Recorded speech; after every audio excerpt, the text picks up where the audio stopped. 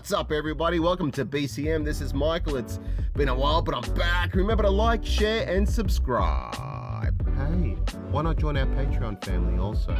Stick around to the end to see what the experts have to say. I'll put a timestamp below, but first, I'll break down what I think. It feels like it was only 5 months ago that I did a video on Tony Yoka and his slow and progressive rise in the boxing world. That's because it was just 5 months ago, and he will be back in the ring to take on his next competitor. Tony La Conquête Yoka will take on Joel Big Joe Tambwe Djeko on the 5th of March 2021 in Nantes, France for the vacant European Union heavy.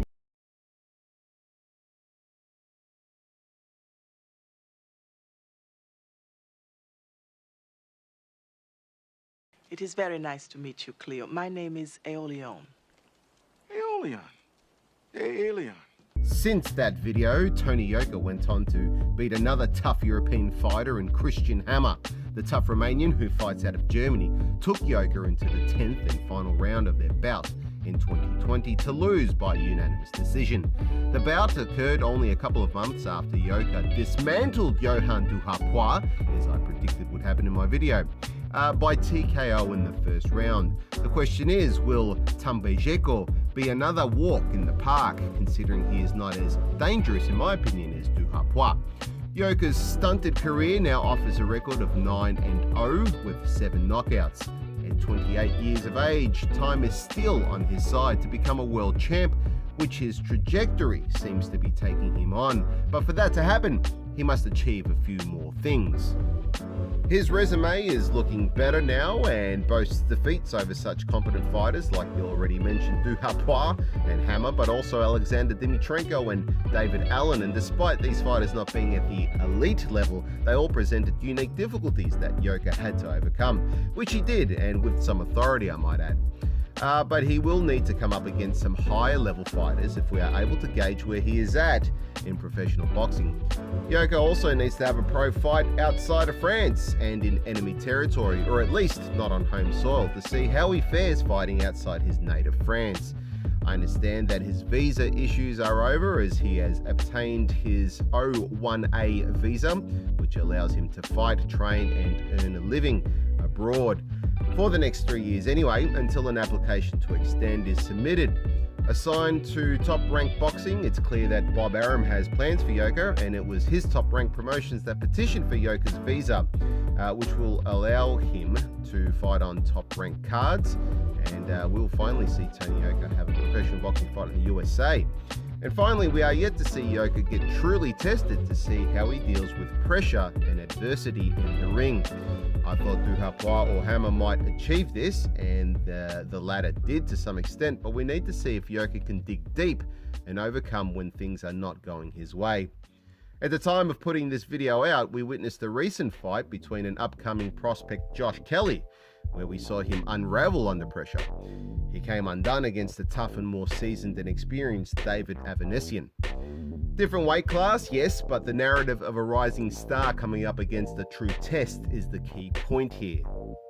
This is where Joel Big Joe Tambwe Djeko enters the picture. In terms of experience, he is slightly further along than Yoka, with a record of 17 victories with 8 by way of KO, 2 losses and 1 draw. At 31 years of age, he is a little older than Yoka, and at 6'6", he is roughly an inch shorter than Yoka. Big Joe was also coming up from the cruiserweight division, where he has spent most of his pro boxing career, and his bout with Yoka will only be his second heavyweight fight in the pros, according to his record at least. He has held the IBA Intercontinental, IBO Continental and IBO Intercontinental cruiserweight titles. Interestingly, he won these titles in his native Belgium. He also fought for the, at the time, vacant IBF International Cruiserweight title in Cardiff, Wales, but lost in a split decision to Craig the Kid Kennedy. Big Joe has had more international pro boxing fights than Yoka, which could possibly be an advantage, but this could be cancelled out by the fact that Tony Yoka has Olympic pedigree, taking out gold in the 2016 Rio Games, as well as other amateur championships like taking gold in 2015 in Doha, Qatar. Pro boxing and amateur boxing are completely different animals, so it will be interesting to see the contrasting international fight experiences play out. Big Joe carries some power in both hands and works behind a hard and stiff jab. Defensively, he rolls and moves well, displaying good evasive ability. But he also tends to stand flat-footed in front of his opponent and at times can also swing wildly, leaving himself open. Against Yoka, who, as we all know, is very heavy-handed, this will be a problem. Yoka is aggressive and comes forward, so Big Joe's best strategy is to bring the fight to Yoka. Put him on the back foot and try to catch him with some big shots. In my opinion, Yoka is the better boxer, so trying to outbox him is not advised for Big Joe. If I'm wrong, I'm happy to grab a spoon and dig into a fat bird clogging up our local sewer, but I see an easy win for the favourite, Tony Yoka. Picking the favourite has let me down a couple of times, but this should be a safe bet. I think Yoka by KO. Before we hear from the experts, a reminder that if you want to show your support, you can like, share and subscribe. You can help this channel grow by becoming a Patreon member, which comes with some perks. Check the description for more info. Life is a fight outside the ring, and if you are struggling with depression, anxiety, substance abuse, low self-esteem, debt, sleepless nights, and so much more, I can tell you I have been there and have some crazy stories to share, but more importantly, I turned my life around and my experiences might help you to do the same. You can find out in my book, How to Get Out of Life Traps. It's available on Amazon. Just follow the link below.